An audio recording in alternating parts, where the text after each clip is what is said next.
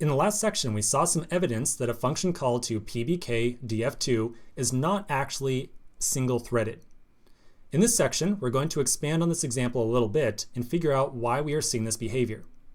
First, let's look at a diagram of what's actually going on with a pbk_df2 function behind the scenes.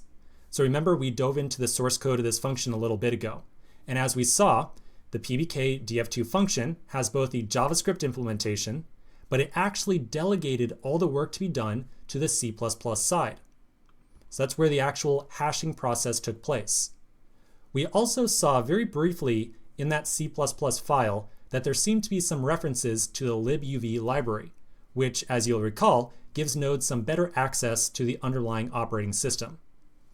The Libuv module has another responsibility that is relevant for some very particular functions in the standard library. So for some, that's a keyword here, for some standard library function calls, the node C++ side and Libuv decide to do expensive calculations outside of the event loop entirely. Instead, they make use of something called a thread pool. The thread pool is a series of 4 threads that can be used for running computationally intensive tasks, such as the pbk_df2 function. By default, Libuv creates 4 threads in this thread pool.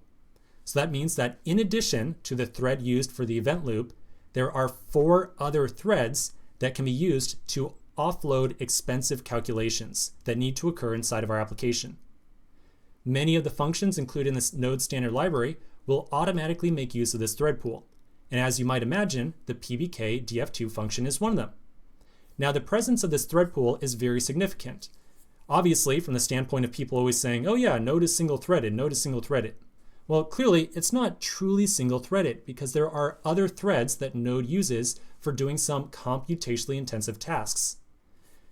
You see this thread pool here because if our event loop was responsible for doing this computationally intensive task, that means that our node application could do absolutely nothing else while we were running the pbk_df2 function.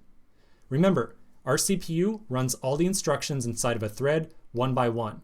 So if our thread had some line of instruction inside of it that said, run this code that takes 1 second to run, then that's pretty much it. We have to wait 1 second for that code to run.